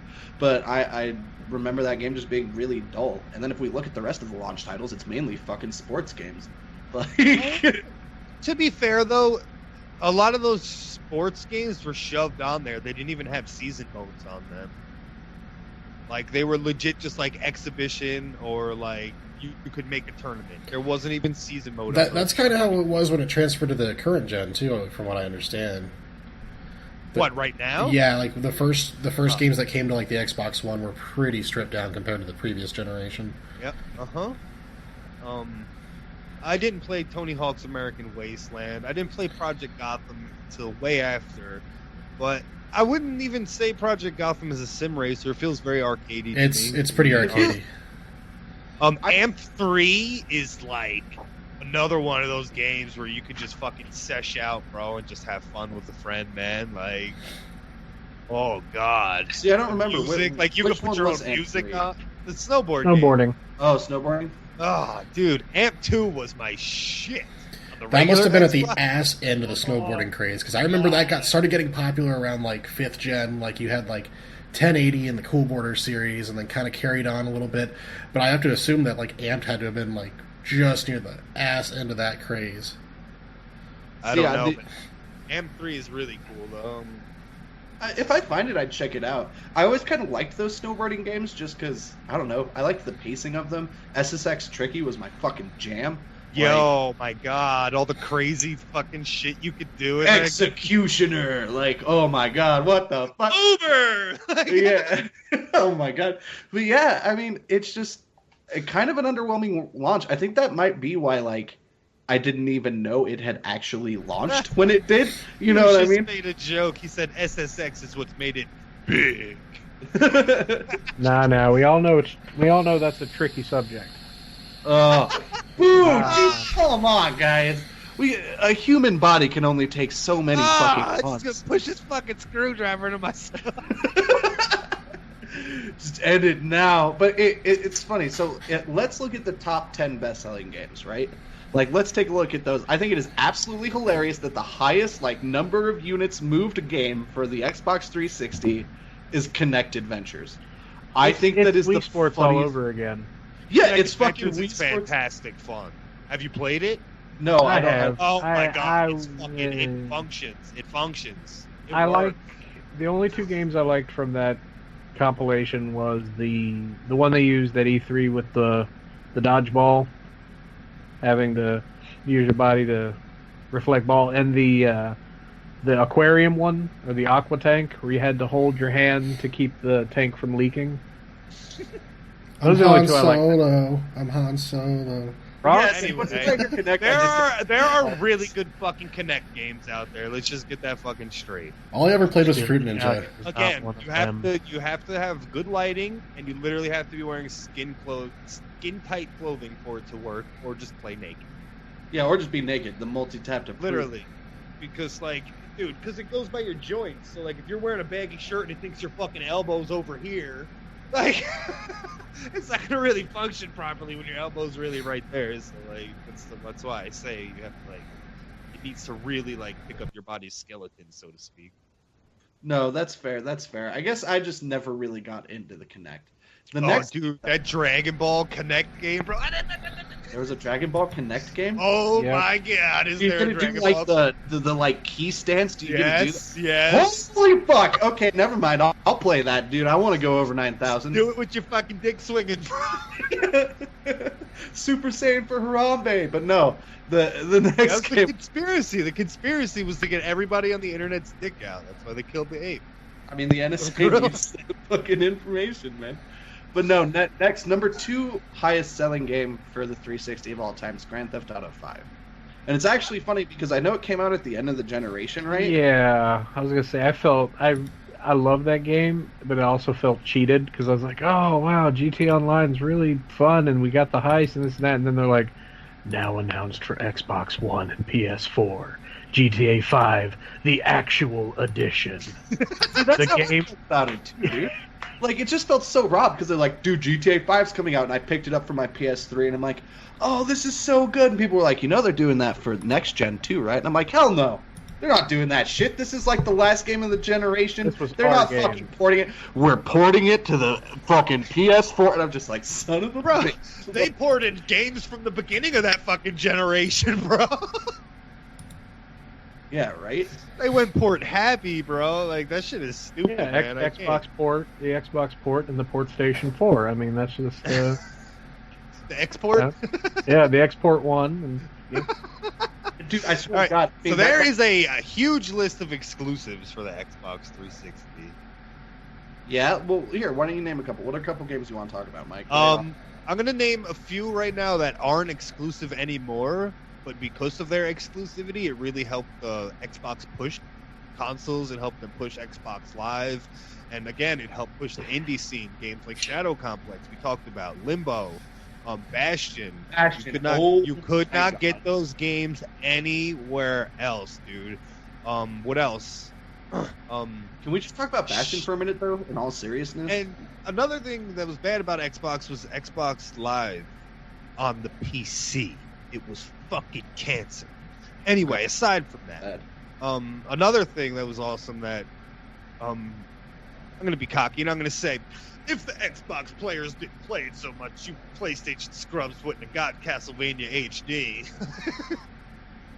Does anybody play that? The 8-player Castlevania game? Yeah. Oh, Harmony Discord? Yeah, dude. Oh my god, so much fun. The game's super sick, actually. Wow, you guys ever played? Want to now? You guys ever play? Oh, dude, it's like the HD? coolest multiplayer Castlevania game there is. I love Alien Hominid. That Xbox studio, 360 the Behemoth, exclusive. The Behemoth, everything the Behemoth does, I fucking love. Even their old games off of Newgrounds, like Kindergarten Chainsaw Massacre, because I had played Alien Hominid on Newgrounds, you know what I mean? And they're like, dude, they're releasing a console version, and it's getting they're tripling the length of the game and adding a fuck ton of unlockables and a campaign and all this shit. And I'm like, what? Fucking throw me at it. It's a tough game. I've never beaten it as many times as I've played Alien Hominid, man. I cannot fucking beat that shit. The last boss fight, that game is fucking insane, but I've beaten To be fair, I have it for GameCube. I would still prefer playing it on my 360. Just because Me too. I thought it was the best there, part. dude. Not to mention all the little mini games and stuff, where you got to fly the missile from USA to Russia, dude. Those were always super. What are you saying, Papa? Sorry. We're talking about Xbox exclusives, and I'm happy to be the one that it popped in my head to actually bring this up, even though everyone's already thinking it. Alan Wake. Yes. Actually, that was the other game I have here that I really kind of wanted to talk about. Never played it. Alan Wake. Get out. Get out. The door's there. Alan Wake is the perfect blend of fucking storytelling with gameplay and even platforming. Like, you have to run from a tornado and, like, climb up fucking, like, walls and shit like that, dude. See, my thing about Alan Wake... Sorry, go ahead, Pop. No, I was going to say, and mastering that whole dodge mechanic when you've got, like, dark farmers and shit with sick... Oh! I love the combat in that game. See, the Alan Wake for me... Shit? Because that game went through a fucking long-ass development cycle. Like, that was supposed to come out hella early in the 360's lifetime, and it came out really late. And so, like, push it out. That's no, I agree entirely. It was funny for me because one of my roommates at the time was like, "Yo, are you picking up Alan Wake?" And I'm like, "Alan, what? The hell are you talking about?" And he's like, "This is this fucking horror game they've been working on for a long time. It's supposed to be like kind of Stephen King and shit. Like it should be really good." And I'm like, "All right, I'll check it out." Most horror games are kind of underwhelming to me, but I'll check it out. We'll see how it is. And like the combat in that game, the narrative in the game, the pacing in the game, like I absolutely love Alan Wake. Easily one of my favorite horror games. Literally had you like, what the fuck the whole time. Did you play the 2 DLCs that came out for it? Well, I heard American. With me, yeah, the DLCs are really good. Yeah, and they're like course, really fucking good. And man. of course, you got American Nightmare too. But yeah. But for me, what does it for me is like I'm a huge fan of Remedy. I've been a big fan of their games. They may not have many, but I'm a fan of what they do. And ever since Max Payne 2, it's actually thanks to Max Payne 2, one of my favorite bands has a song in that game. It's, Poets of the Fall. They do Lay Goodbye, the end theme to Max Payne 2. Because of that, they became a band and everything. They're super popular over in the UK, or in the Sweden. I think that's where they're from. Or Norway. But they're in Alan Wake. They contributed songs for the soundtrack, as well as they are the singing voice, or the band, Old Gods of Asgard. If you play through the game, the two old guys, That's sick. And you Dude, hear there's the their one music. part where you got to play their music in that like farmyard, like that's Poets of the Fall. That's pretty cool. So, and if you watch the Right on. music video for the song War from Alan Wake, it's got the guy who plays Alan Wake in it. They're acting out scenes from the game. I forgot about all those parts, the live action parts in Alan Wake. So that whole game, man, like seriously, it's one of those games that I'm really surprised there's not like a big bring back Alan Wake movement from all the people who like bringing back older games, even though it's not retro or anything, but it's just like that game was so fucking good. It's one of those things where I cannot praise the pacing enough. I think that's one of the things that they fuck up in horror games a lot, is that you get the roller coaster effect. You know what I mean? You have like really intense scenes, and then it gets really dull, and then it gets really intense, and it gets really dull. But Alan Wake just fucking shoves you constantly. Like there's so little downtime in that game. that was one of the few games that actually made me want to go back and play the harder difficulties to unlock all the pages. I figured he had that version. Oh, Jesus. Yep. I was so pissed because the GameStop here had that version for the longest time, and they'd never sell it, but the price would never go down. That's fucking so sick. God damn it, Mike. For those listening to the audio version of the podcast, Rewind Mike is holding up a collector's edition of the Alan Wake on 360. It looks super good, too. But to play through Nightmare Edition, or Nightmare Mode, to collect all the pages of the manuscript and actually read what he was typing while going through the game, I thought it was amazing. It's just attention to detail. Exactly. Well, and the concept too. Like I'm a sucker for any story that works in quantum mechanics. You know what I mean? That's a pretty easy pitch to me. I get a boner over that shit. You know what I mean? So like, and it's funny you mentioned the word quantum. I really hope that their latest game did well. Quantum Break. Oh, I want to play that so fucking bad, man. Because apparently there is tons of references to Alan Wake in that game. Holy God, what's it called? Quantum Break or something like that, right? Quantum Break. It came out, a few months ago. Yeah, I'm just... I heard it was broken on the PC. I was just waiting for them to fix it, and then I heard they were going to do a Steam release for it. So I was like, let me hold back even more. Because I want it to do well. Because every time they're asked about Alan Wake 2, they're just like, we want to, but apparently it did not sell well enough in Microsoft's eyes to really warrant a sequel at this time. Who wants to play a game with a guy named Alan? Jeez. Well, it's kind of cult because if we look at the development of the game, it was like super fucking hyped, right? They're like, this is going to be some groundbreaking horror game. It's going to be fucking huge. It's going to change your 360, all this shit. And then like development pretty much slowed down and died, you know what I mean? Yeah, it was supposed to be an open world game too. Yeah, so all the heat kind cools of down. is. All of this like big publicity they had going just sort of dies off, so nobody really knew about the game. So even though the game's amazing and everybody who plays it loves the original Alan Wake, like it really feels like a good example of a cult game to me. You know, like it's amazing, but not a lot of people know about it. Also, if you like Stephen King, it's pretty much a fucking must play. I mean, you can get it on Steam now too for like $5. Oh, really? Hell yeah! Yeah, dude. And it's playable. It works perfectly fine. You get obviously you get the upscale resolution too because you're playing on your PCs, so you get even more crazy fucking lighting effects and shit like that, bro. And that game's already got great effects to it, man. Like the whole, like you said, the whole visual appeal to that game is just like fucking nail on the head. Well, it's the same. It's the same reason I loved Doom 3 so much when it came out. The first time I saw it on PC was because it had like real dynamic lighting in it. That's how I felt about Alan Wake. Like the way that they play with light is so intelligent in that game. How it's like actually used for the enemies and how you have to manipulate light. Like I love that shit, man. It really feels immersive and fun. It makes you think, you know what I mean? And I like a game where like the fuck everyone up weapon is like a flare. You know what I mean? Like that's like I'm totally on board with it. Yeah, like it's cool, man. Oh, I dude, and I forgot the cars would like be thrown around at you too and shit like that by like just some mysterious force. And one of the achievements is like to like shoot 5 of the cars before you get hit by them. Yeah, no, Alan Wake is a really good game. I'm glad that got brought. Who brought that up out of curiosity? Who was that? Popka. Hell yeah, Popka. I actually don't even have that on my list because you said you had it. Yeah, I remember the day. Wasn't my? I didn't get it at launch. It took me a while to pick Alan Wake up. Well, I got it at launch. I went and traded in my PSP because I wasn't playing it anymore, and I picked up Alan Wake and Red Dead Redemption the same day. Hell yeah, there was another... I mean, that's like cancer to the testicles because, like, which one do I fucking play? But, like... I would alternate. I'd play about an hour. I would have probably played Alan Wake first because I would know that Red Dead was the open world game. Yeah. And it was going to swallow your life whole. Yeah, I mean, even, dude, the greatest thing about Red Dead Redemption, just one description, everybody go. The horse. All right, the horse, Undead Nightmare, Popka. Tying women to the railroad tracks.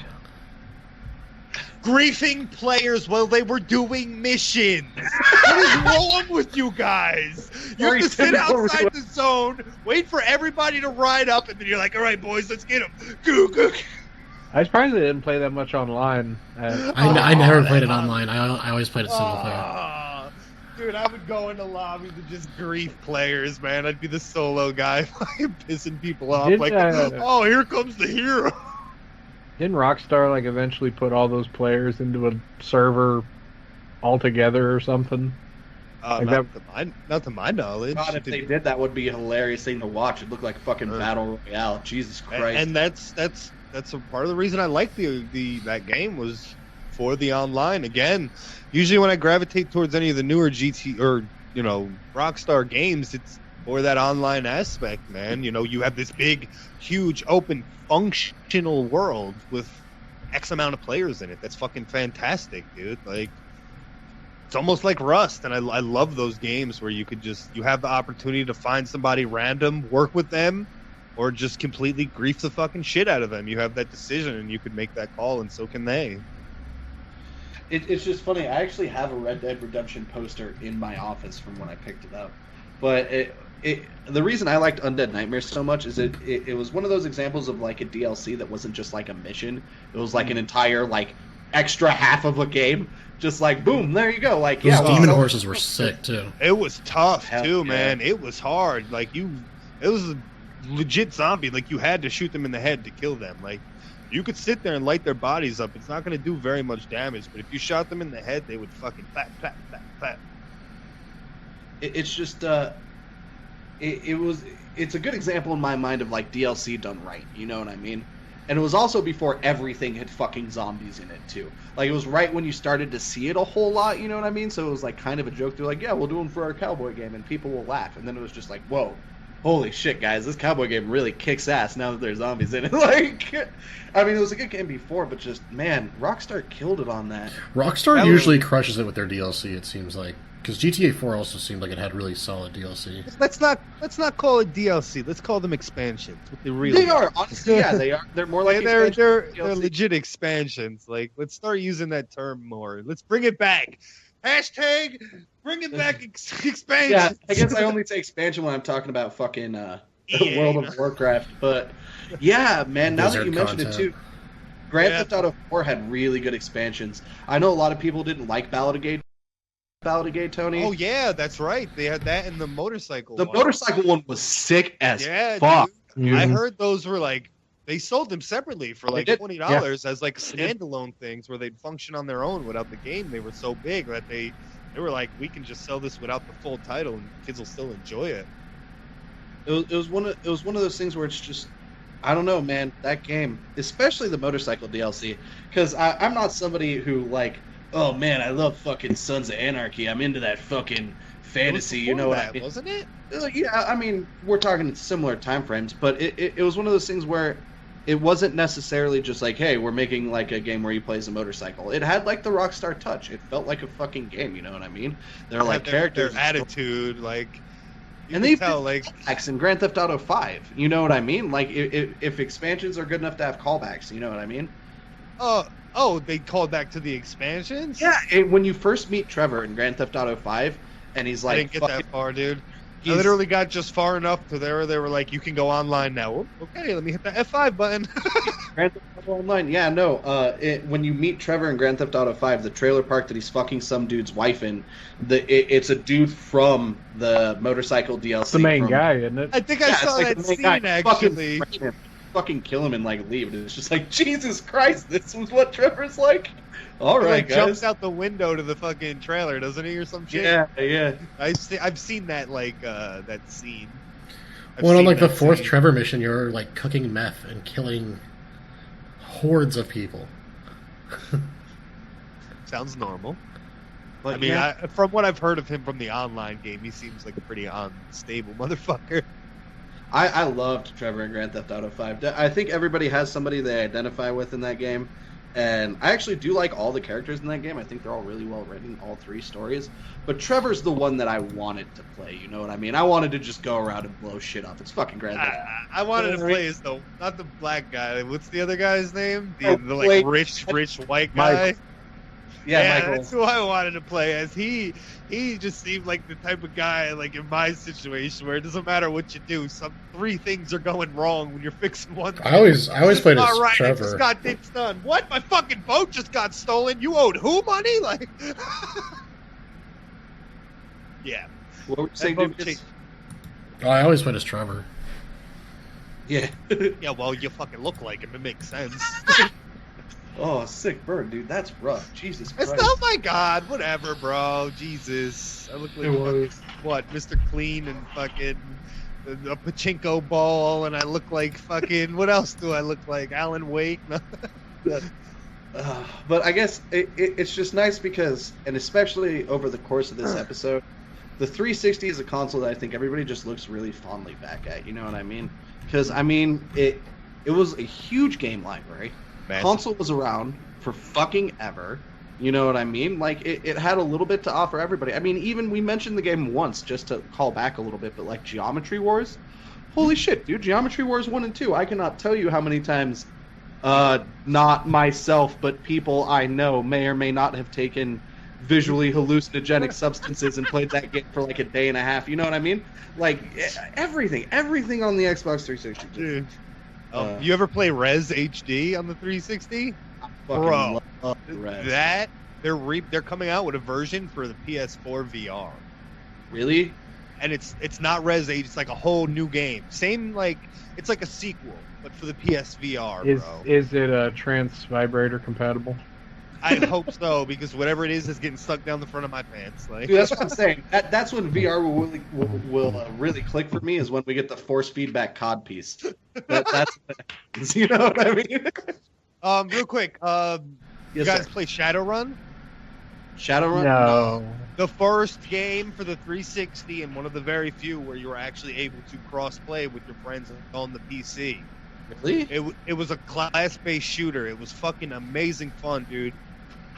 So many people fucking knocked it, but it was you had like this one ninja class that could like go invisible. It was literally a class-based shooter, dude. Like That's weird. I'm surprised I didn't play it. I tend to like games like that. You dude, know what I mean? it was so much fun. It was probably my first class-based shooter was Shadowrun, which is an RPG traditionally, but they decided to make a shooter out of it, and it. Yeah, I was gonna say, because I have the old Shadowrun, and it's definitely not a class-based shooter. Nah, and like each person had different abilities. Like, dude, it was. What else do we got here? Splinter Cell Conviction was exclusive for a long time, dude. You ever play that? And I know we've had this conversation the many times that we've played Siege, but with the exception of Vegas, which were games that I played on the 360, I actually always had a really hard time getting into Tom Clancy games. All right, well, Conviction takes everything about the Splinter Cell series and throws it out the fucking window, literally. Mm-hmm. It is an action shooter with stealth mechanics. Like, if you get caught, your mission's not going to fail. Like, yeah, there's certain parts during the mission where you kind of need to get into the building without getting spotted, but once you get in, it's like you could just fucking do whatever you want. And the story for that's like super fucking engaging too, man. It's like real like espionage, and like you get really involved in it like eventually, because it's about like White House, president, and everybody, and it's I had a very fun time playing that. And then after you beat the main story for it, they got all the like side missions that you could do, like the terrorist hunts and stuff like that, dude, that were super fun, and you can have your friend join in on those. And that was the real replayability, was doing those missions on like the realistic difficulty. I really should go back and give the Tom Clancy games another glance now that I'm not somebody who just runs around shooting shit and screaming all the time. Like, now that I can actually take a slow-paced shooter, I should actually give them another chance, probably. I would start with Conviction, man. You guys ever play The Dishwasher 1 or 2? No, but I've seen that game, and I love games like that. Beat 'em ups, man. Oh, so bloody and gory, and the combat system's really satisfying. It has very unique co-op. Like, I think the first one of the way it works is you get specific items that allow you to have other people play as other characters, and one of them will allow you to use a Guitar Hero controller. Really? Yeah, That's in fact, for the where he picks up a guitar and you can press the buttons to play notes and stuff. Michael know what I'm talking about. You can actually use a Guitar Hero controller for that part. Huh. That's crazy, because I remember, because I liked beat 'em ups. I still do. I loved Shank. I thought Shank was fucking great when that Dude, came that's out. a really good one too. I got that off a Humble Bundle recently for $1. Shank 2, dude. Well, that company too. I mean, not to sort of stray away a little bit, though. I guess this did get a 360 release, but Mark of the Ninja. Mm-hmm. Oh my god. That Oh, was fucking Mark of amazing, dude. Kai or something like that. No, it's No. called Mark of the Ninja. Kai. Yeah, it's called Mark of the Ninja. It's by the same studio that did Shank, and like. It doesn't have like a subtitle to it though. No, I don't believe But so. it did. I know what you're talking about. It's got like the ninja on the front. He's like all green and shit or something like that. Yeah. I'm pretty sure it's just Mark of the Ninja, but yeah, that studio made lots of really good fucking beat 'em ups, man. And Dishwasher looked sick. I've just never gotten my hands on it. I mean, it had that like kind of, gothic indie hyper violent, like you know what I mean. 100%, dude. It's Dishwasher not a the tough sell. Vampire Slayer or something like that. It's called like. Yeah, it's not a tough sell. It reminded me very much of like a Newgrounds game with the animation, Yeah, and the way absolutely. everything looked, like 100%.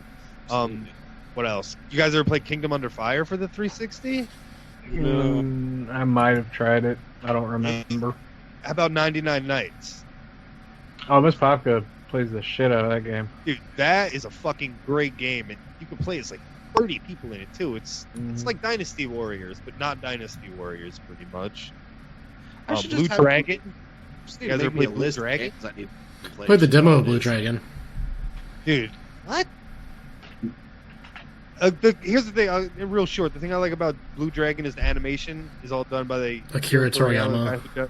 Yes, and not only that, the characters are obviously they're lovable, and the cool thing about it is each person has like a dragon that, like the shadow of a dragon that comes out of their body, and like each one is different. One will attack, one's defense, one's healing, or whatever. Like when you're doing your attack, if you like press X at the right time, it'll do more damage and stuff like that. And honestly, those are the RPGs that I really dig, where I can kind of interact with the battling a little bit, not just like pick my move and all right, let's hope this hits and see what happens. Talked about Amp 3 and another game, Outrun Online Arcade. Yeah, I was Can't going. say I'm familiar. It's Outrun. It's Outrun. You never played Outrun? Nope. Oh my god. It's like Outrun. You got to race from checkpoint to checkpoint. And as you get further, it gets harder.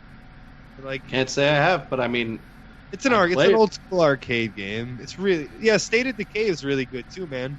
Holy crap! I put so much time into State of Decay. dude, chat's been on point just naming a bunch of really good games this entire time. Like, Oh, okay, yeah. State of Decay. Comic Jumper. You guys ever play Comic Jumper? no. Though the first time I ever played Comic Zone was on my 360. Today I learned I haven't played most of the 360 library, apparently. These were actually all the exclusive titles I was naming that aren't on any other console. See, honestly, for me, I like the exclusives, like with the exception of Forza. I don't care about almost any Microsoft exclusive, like usually. Like, you know what really sold me on the 360 was its controller, more so than anything. Because like you hold a PS3 controller and it's total garbage, and then you hold a 360 controller and it's so much better. You know, that's honestly something worth talking about real quick before we sign off. Out of curiosity, because this is something that I constantly struggle with internally, do you guys prefer the 360 layout where one thumb is higher than the other, or do you prefer it when they're even? 360 layout for sure. All right. Yeah, I mean, I'm probably gonna get this from Mike saying I was able to do it, but I cannot play a first-person shooter with a PS3 controller. It's tough. The Okay, I analogs was wrong. The analogs are loosey fucking goosey, but I do love those triggers on the L2 and R2 for shooting. Yes. I do love the way that fuck feels, man. I'm not gonna fucking lie. But I like the 360 PS3 triggers are so much better, not- I think. Yeah. No, they're not better triggers. Sorry. Mike's here to tell you for sure your opinion's And wrong. another thing that you won't get on your fucking Xbox 360 controller is pressure-sensitive face buttons. Yeah, but you Which have they don't analog use it. trigger buttons, though. That's all you need. I mean, what?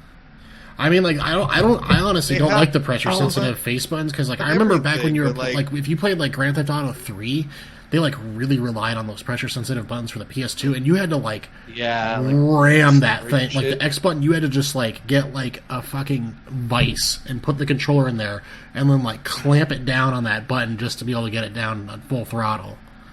This is how much the Xbox 360 design is well preferred in the house of Popka.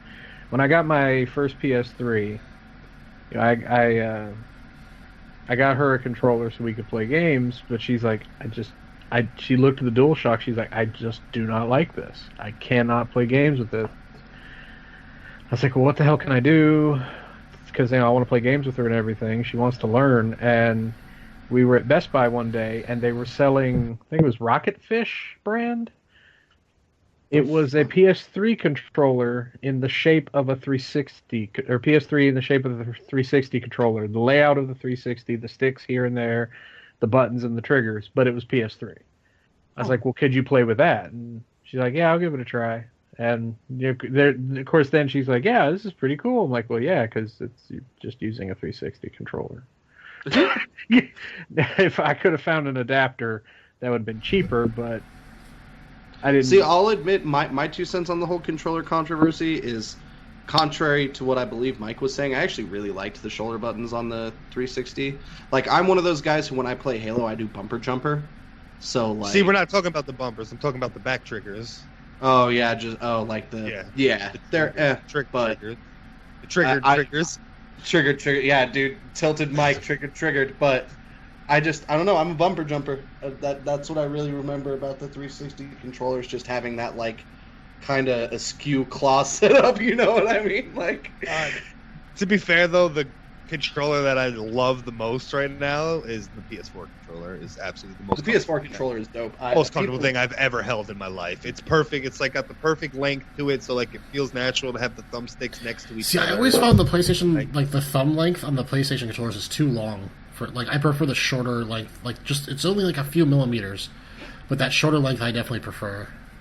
But have you used the PS4 controller extensively? Not extensively, but I have used one. Yeah. They're perfect. See, my vote, and this will just be a good way to tilt everybody before we start signing off and doing plugs, is with the exception of the D-pad, the Dreamcast controller. Oh my god, I fucking love the Dreamcast controller, dude. Those buttons feel so smooth, and not the D-pad because it's fucking horrible, but like, I love that analog stick. Fucking love those triggers. I prefer the D-pad for fighting games on that. Like everything, even like 3D fighting games, like Soul Calibur. I would still use the D-pad on the Dreamcast the controller. D-pad, I think it feels a little stiff to me, but my vote forever and always for best controller will be the Dreamcast controller. I just fucking love how that thing feels in your hand. My most favorite comfortable controller for me is the 64 controller. But Jesus, dude, the fuck, really, the Trident? We just should end this here. Yeah, we'll just end it here before we get into fistfights, but... To be fair, my fucking hand is fucking humongous, so, like, a 64 controller has, like, all the grips for me, and I'm like, yeah, that's fucking perfect, man! I can play this while eating lasagna, like, holy shit, not bad. I guess I'm caught in my throat. Duke controller. Yeah, I do prefer the Duke also over the huge, S. like, Xbox, the fucking huge-ass giant, like, yeah, that was... See, I love how Luke is calling us Dreamcast hipsters just because we had it before 2020. I mean, to be fair, that's pretty hipster. It is the Dreamcast. So ahead of its generation, it'd be fucking 3 decades. Anyways, though, I guess the point of this is that we could even do a fucking whole other episode on all the good games the 360 had, but just really was an awesome console, and in my opinion, the first like real modern online console. You know what I mean? It was just for days. Yeah, FPS is for fucking days. It was good shit. Holy shit. But no, this is the point where I like to go around and give everybody an opportunity to say their handles and plug episodes and things like that. So why don't we go ahead and start with you, Dubious? I am Dubious Gaming, and the PS2 sucks balls. Waka waka! Fuck you, dude. It's trolling, not bearing your fucking fat hair. No, you can find me on YouTube, Dubious Gaming Online, Twitch, Dubious Gaming, and Twitter, Dubious Gaming. And NES Chronology will be back as of October 3rd. And it'll run the entire month of October. Hell yeah, get some of that Nescron back in my life. I always love waking up at like fucking 6, 7 in the morning and just sitting there in the bathroom and be like, time for a Nescron, dude. Time to time this shit. You know? Perfect, because it's perfect because they're like 3, 4, 5 minutes long, which is about how long it takes to take a shit, brush your teeth real quick. Yeah, dude, it's the best. It's like your little morning buddy. For them to be back. Plus, it's the best alarm clock. You're like, you're dozing off asleep, and all of a sudden you hear. I'm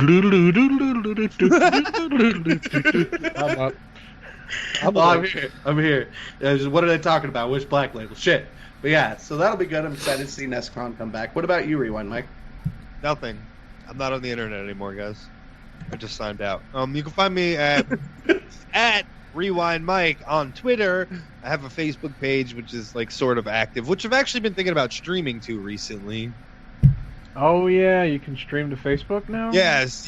So I've been thinking about doing that recently and just testing it out a little bit, see how people like that. Got a new review coming up. I've got a fucking backlog like nobody believes. I just finished the Konami the NES years like 3 weeks ago, which is a retrospective that covers all the fucking, the Konami games that were developed for the NES. But I have a director's version of that coming out with a bunch of surprises on it. So if you've seen it before, I'm giving you guys a reason to come back again, and it's a damn good reason.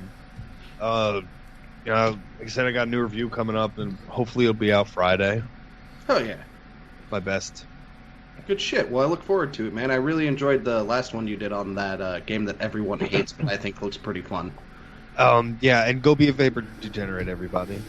Yeah, babe. Isometric Hell, I think is the name of that game. Isometric wave. But what about you, Popka? Where can people find you? What's going on? You can find me on the Tweetors at the Popka. I don't really use my Facebook page. I need to revamp it anyway. We'll consider that under construction. As far as videos go, I know I mentioned this last time I was on the podcast, but I have a Halloween special coming out October 5th, first part of it.